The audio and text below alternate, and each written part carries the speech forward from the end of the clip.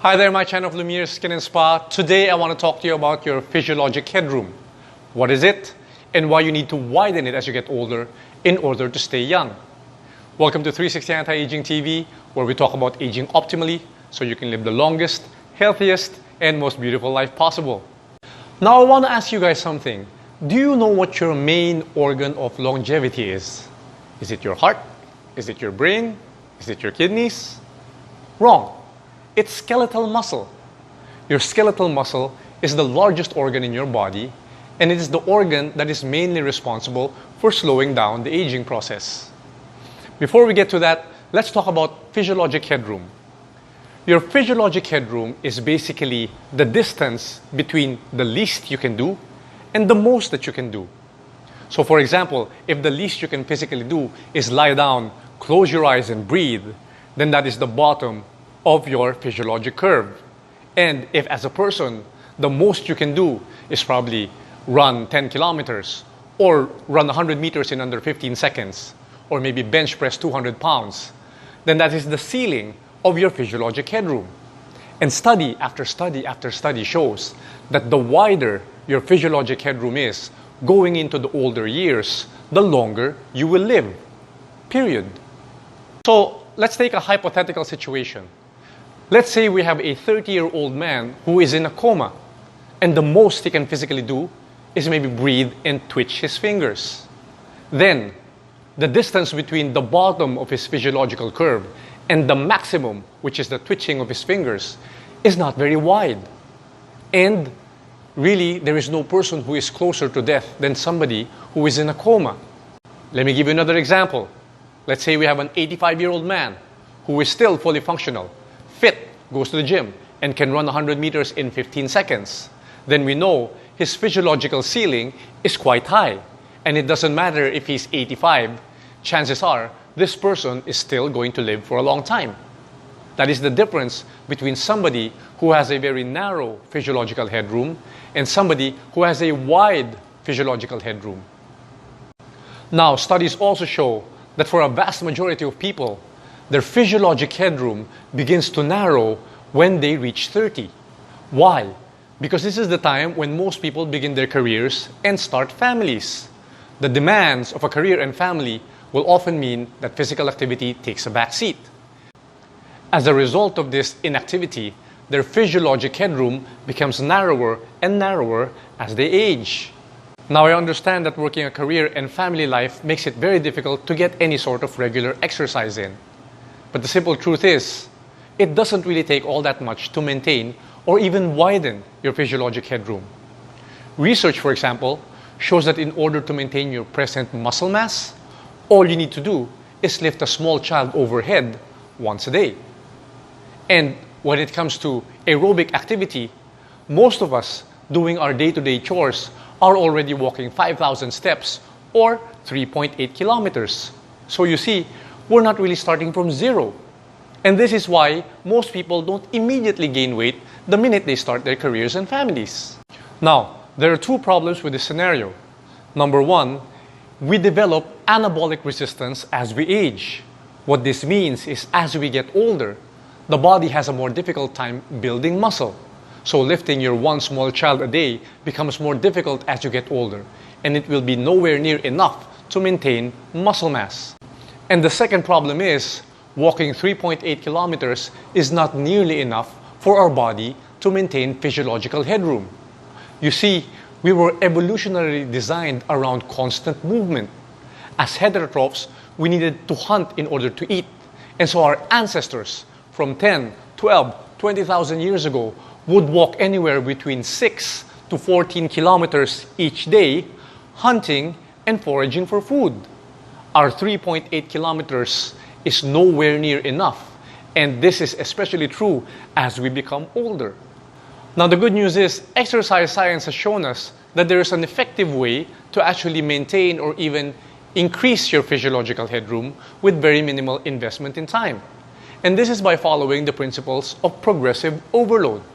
What this means is that you take your body to failure or very close to it each time you perform a certain exercise. Now, there are several reasons why you want to go to failure or close to it every time you do a certain exercise. And one of these reasons is a peptide called myostatin. Myostatin is a signaling molecule found in your muscles that tell your muscle to actually stop growing. Why? Because muscle is a very metabolically expensive tissue to maintain. It requires extra calories, blood vessels, and the body will not waste energy building or maintaining something that it will not use. And this is why bodybuilders lift heavy weights in order to overload their muscles. You are in effect telling your body that you do not have enough skeletal muscle and that your body should build more. Now the good news for you is you don't need to go to the gym and lift super heavy weights in order to build muscle. Today I'm going to be showing you how you can maintain or even build muscle at home using just your body weight and very minimal equipment. Now this is perfect during the lockdown as none of us have access to gyms. But more relevantly, all of these exercises together can be performed in under 30 minutes, giving you a complete full body workout if you're pressed for time. Now keep in mind that these exercises were chosen to maintain or maybe build a little muscle in the absence of equipment and time. You're not going to win Mr. Olympia using these exercises, but you're going to build and maintain your physiological headroom this day. But you can surely maintain or even build your physiological headroom using just these exercises alone.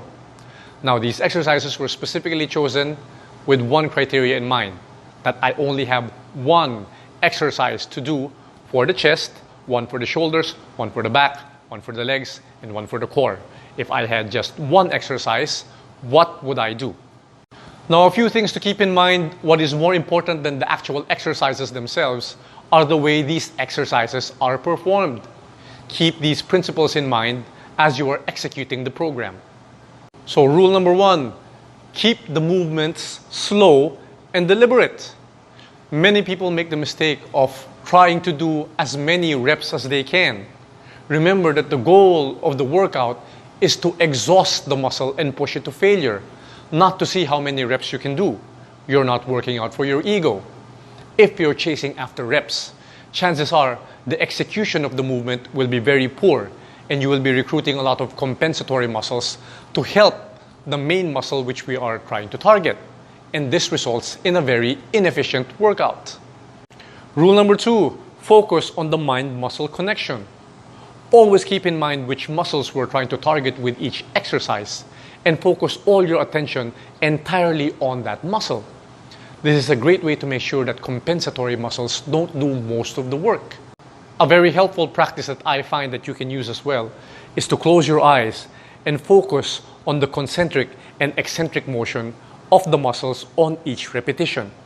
I find this very, very helpful instead of checking my form in the mirror, and I often find that it gives me a better pump after the workouts. Lastly, focus on a full range of motion. A lot of people make the mistake of chasing after the number of repetitions they can do, and so subconsciously they make the repetitions easier by limiting the range of motion. This is not the best way to recruit maximum muscle fibers, so focus on full range of motion. Now what I will be showing you are 5 exercises which you can use to hit all the major muscle groups in the body, namely the chest, the shoulders, the back, the legs, and the core. Now keep in mind that if all you want to do is to maintain your present muscle mass, then doing 1 set each of these exercises are going to be enough. But remember, you have to do the sets to failure each time. But if your goal is to build more muscle and widen your physiologic headroom, then maybe doing 2, 3, or even 4 sets of each exercises will do the trick, assuming you perform them correctly.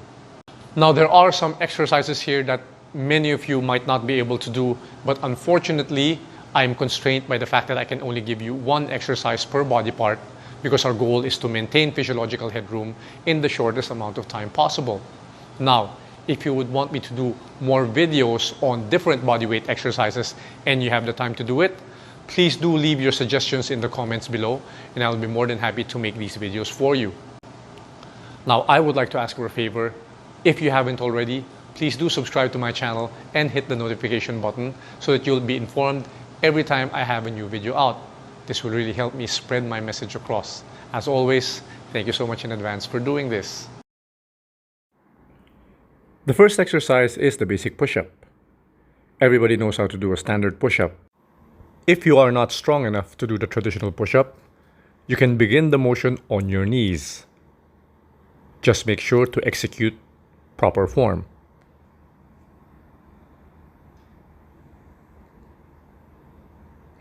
If you are strong enough to do the traditional push-up and you need more challenge, you can actually strap a backpack loaded with a few books, or you can use a small baby.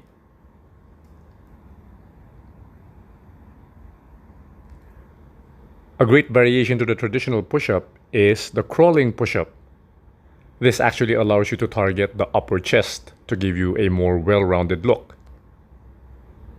You can crawl up and down against a wall as you are doing the push-up, making sure to maintain a slight incline so that you're going to hit the upper chest. One good way to develop explosive power is doing the clap push-up. The key here is to explode on the way up and control the motion on the way down. If you are a complete beginner and can't even do a push-up on your knees, you can try doing a push-up against a wall. The key to learning to doing a proper push-up is to focus on execution and technique. The strength will always follow.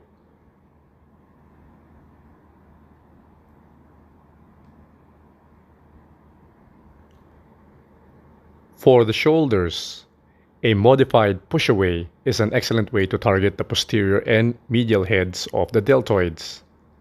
The starting position is very similar to the yoga pose downward facing dog. When you push away from your body, make sure to push out and back, and this will put maximum stress on your shoulders.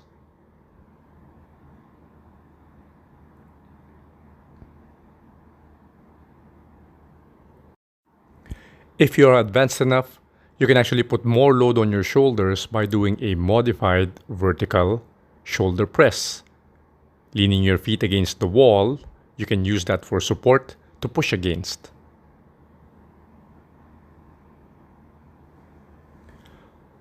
One of my favorite exercises for developing the back muscles is the pull-up.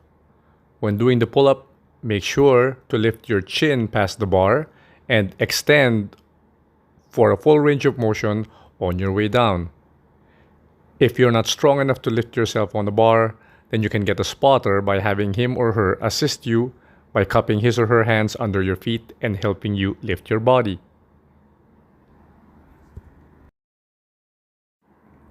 A great exercise to do for the lower body using just body weight is the lunge split jump. It works all the major muscles of the lower body, including the glutes, the hamstrings, and the quads. Make sure to explode on the way up and control the motion on the way down. The final exercise will be for the core.